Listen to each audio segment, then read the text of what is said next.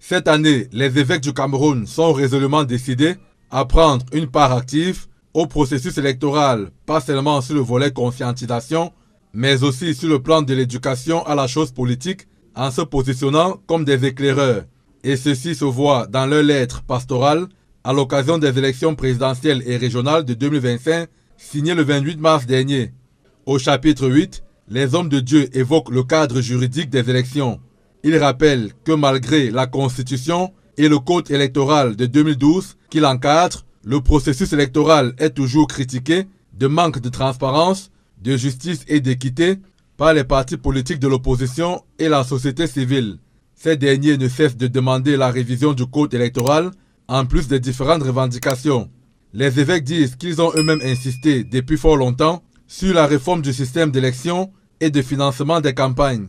Le clergé catholique rejoint un courant de l'opposition porté par le Mouvement pour la Renaissance du Cameroun lorsqu'il souligne les prescriptions de l'article 80 qui oblige l'institution chargée de l'organisation des élections de publier la liste électorale nationale au plus tard le 30 décembre de chaque année. Aussi, les 21 évêques et les 4 archevêques qui ont signé la lettre pastorale du 28 mars affirment-ils qu'il est normal que la recherche du consensus débute par l'instauration d'un code de bonne conduite, lequel s'impose déjà progressivement dans les pratiques démocratiques des États.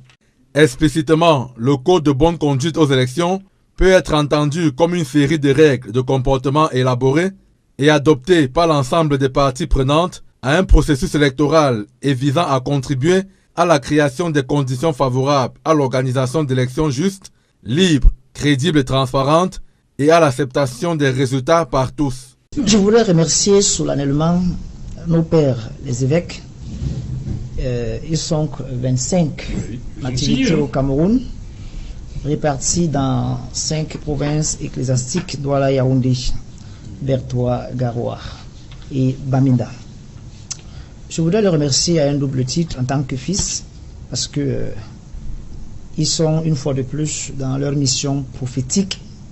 Et ma foi, cette nouvelle sortie arrive au bon moment, parce que nous, dans l'Église, nous en avons besoin, mais le citoyen camerounais en a aussi besoin. Oui, nous avons commencé l'année par ces sorties, et je vous disais ici, lorsque vous m'avez invité ici en janvier, qu'avant la fête de Pâques, les évêques vont sortir une autre lettre sur les élections. Donc, cette lettre a été solennellement lue le vendredi 28 mars au siège de la conférence épiscopale nationale du Cameroun à Yaoundé par Monseigneur Paul Niaga, qui est le secrétaire général de la conférence épiscopale nationale. Évidemment, elle a été préparée, je crois, entre le 24 et le 27 février 2025, nous étions à un forum, le forum national, 8e forum Conseil national des communicateurs catholiques, dont le thème était communiquer la force de l'espérance au Cameroun dans le cadre de l'année jubilaire et électorale avec les moyens modernes de communication. On avait déjà évoqué cela, que dans les jours à venir, les évêques ne vont pas manquer à ce devoir prophétique. Vous avez tantôt dit, pourquoi pas en 2018 En 2018, effectivement. Pour faire simple, pour qu'on se comprenne, on n'a pas vu l'Église catholique aussi active qu'elle est pour 2025. En 2018, c'est ce qui s'est passé. Il n'y avait pas les mêmes problèmes qu'on décrit aujourd'hui, en 2018. En 2018, le 24 août, à l'occurrence, les évêques ont commis une lettre sur les élections. La différence, c'est que la lettre était d'environ 3 pages, en police 12. Aujourd'hui, nous avons une lettre de 14 pages, en police 12. Ma première compréhension, c'est que les problèmes ont augmenté.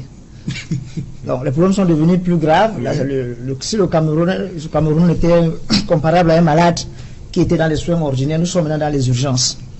Donc, il faut faire très vite. Les problèmes sont devenus plus graves. Ce qui avait été décrié, il n'y a pas eu la correction. Les problèmes sont devenus plus graves. Les acteurs à qui on a confié le pays pour résoudre les problèmes sont devenus plus vieux. Donc, ils n'ont plus les moyens après 7 ans.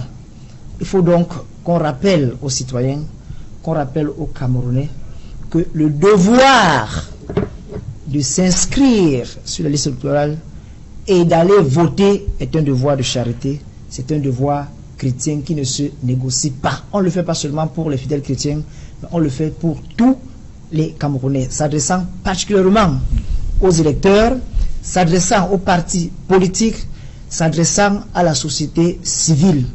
Et mon souhait, c'est que comme vous êtes en train de le faire, les autres médias prennent le relais pour que les Camerounais écoutent cette voix qui reste quand même une des rares voix qui ne se laisse pas emballer aujourd'hui par les mensonges qui courent la rue. Nous sommes préoccupés par la situation de notre pays. Nous sommes préoccupés par la corruption. J'aurais voulu, en tout cas, je crois que je vais parler de la corruption n'importe comment. Nous sommes préoccupés par les discours haineux. Nous sommes préoccupés par les mensonges. Nous sommes préoccupés par le sous-développement. Nous sommes préoccupés par l'eau qui est absente. Nous sommes préoccupés par le mauvais état de nos routes. Nous sommes préoccupés par la saleté urbaine. Si on n'avait pas d'espérance, on ne serait pas sur l'équinoxe ce soir pour dire aux gens avec les évêques, faites attention aux candidats que vous allez choisir. Okay.